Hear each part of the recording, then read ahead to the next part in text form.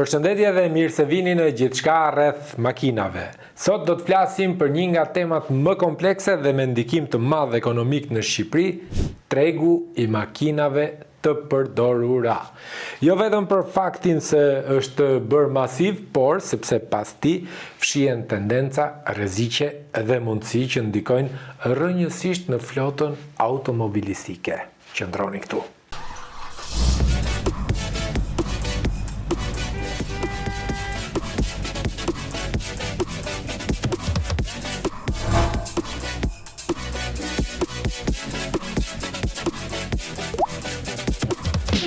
Të dhënat zyrtare tregojnë diçka shumë domethënëse.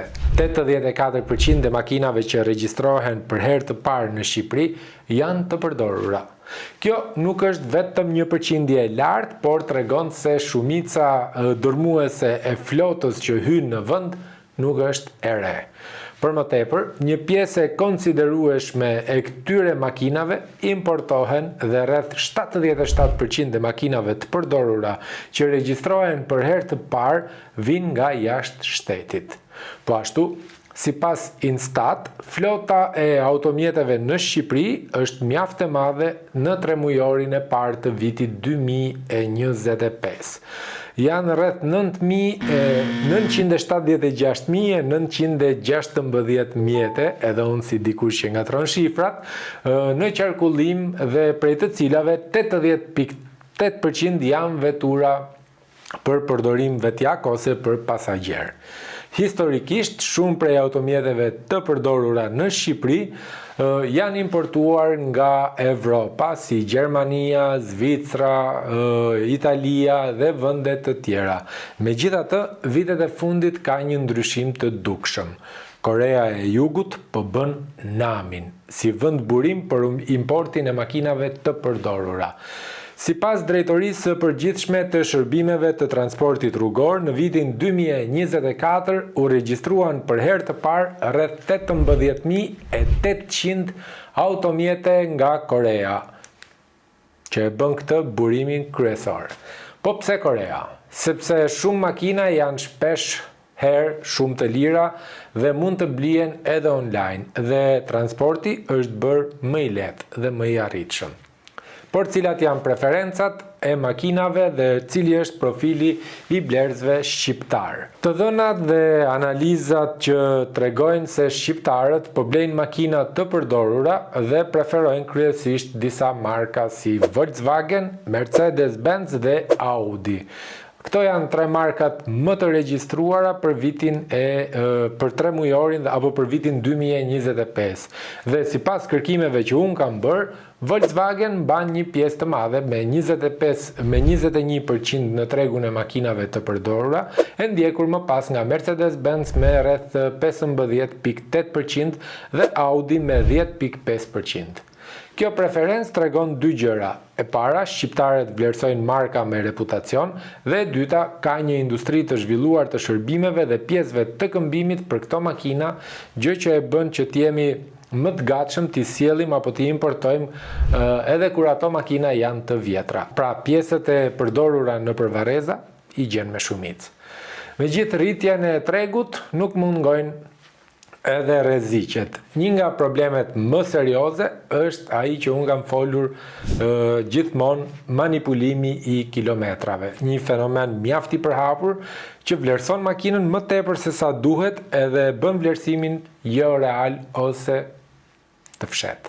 Po ashtu, historia teknike e makinës nuk është gjithmonë transparente, shumë makina nuk kanë pasur servise të rregullta, janë keq përdorur pra, ndërsa disa të tjera janë sjell nga vende ku historiku është i paqartë, gjë që mund të rrisë rrezikun tek blerësi pra. Një tjetër çështje është edhe mos kontrolli i mjaftueshëm teknik përpara blerjes. Pra, një inspektim profesional bën që të rrezikoni për të marrë një makinë me probleme serioze motorike, amortizime apo edhe karocerie. Pra, ju nuk e dini nëse është përmbytur, është dëmtuar, është përplasur e tjera me radhë.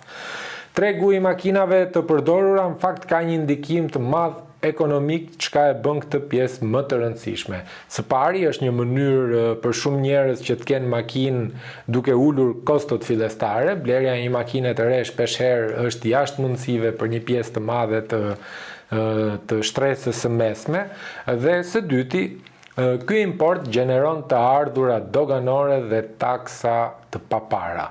Por edhe ka disa avantazhe. Flot me mjete më të vjetra nënkupton më shumë ndotje, rrezik më të madh dhe më pak siguri dhe më shumë mirëmbajtje. Në aspektin social, përdorimi masiv i makinave të përdorura krijon edhe një varësi nga importi, por kjo sjell që të mos ndërtohet edhe të mos mbështetet industria e prodhimit vendas apo industria e koncesionarëve që sjellin makina të reja. Do thoni ju që ne nuk prodhojmë makina në Shqipëri sepse kështu na ke thënë ti.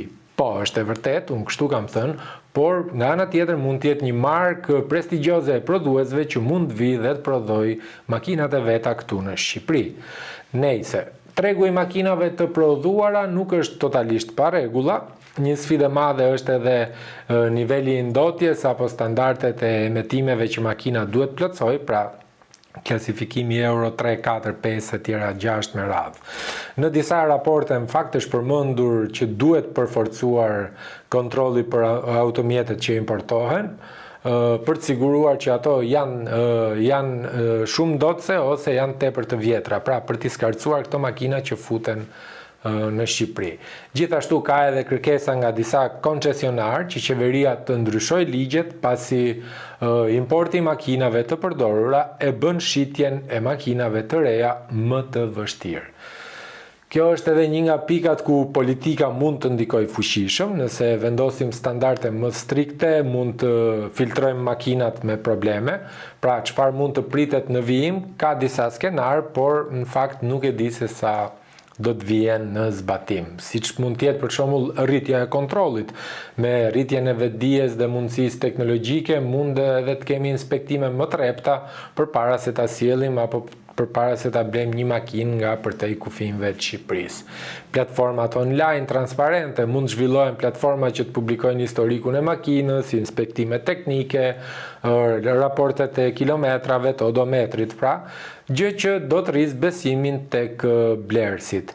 Rritja e makinave hibride ose elektrike, ndërsa kushtet e importit dhe iniciativat për energji të pastra po rriten, po flitet gjithmonë më tepër për mjedisin, për ngrohjen globale e tjera me radhë, makinat hibride dhe elektrike mund të zënë një pjesë të madhe të tregut vendas. Dhe ndryshimet ligjore përsa i përket taksimit, pra taksat që mund të kenë këto makina, shteti mund të përdorë politika për të inkurajuar makinat më të reja, më efikase ose makinat që janë më miqësore me mjedisin, duke penalizuar, le të themi thonjza, importin e makinave shumë të vjetra. Por çfarë bën shteti ynë në këtë rast? Rrit çmimin e energjisë elektrike në pikat ku makinat elektrike karikohen dhe ka një stepje.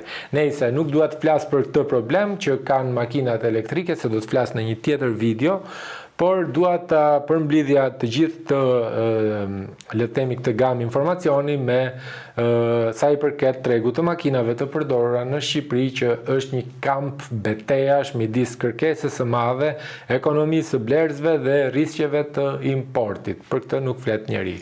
Po është një mundësi shumë e madhe, por nga ana tjetër duhet ta menaxhojmë me kujdes. Ndaj, nëse je duke planifikuar të blesh një makinë të përdorur, këshilla ime është të bësh inspektimin me profesionist, kërko dokumentacionin e plot dhe analizo historikun e makinës. Çfarë do të thotë? Gjithë thonë që ka libër shërbimi, po nuk e ka fizikisht, i ka humbur, e ka në crosscode e tjera me radhë. Ti kërko librin e shërbimit dhe analizo çdo shërbim që i është kryer asaj makine përpara se të vendosësh ta marrësh. Dhe më e rëndësishmja, mos u nxito që ta paguash sepse pastaj do bëhesh pishman.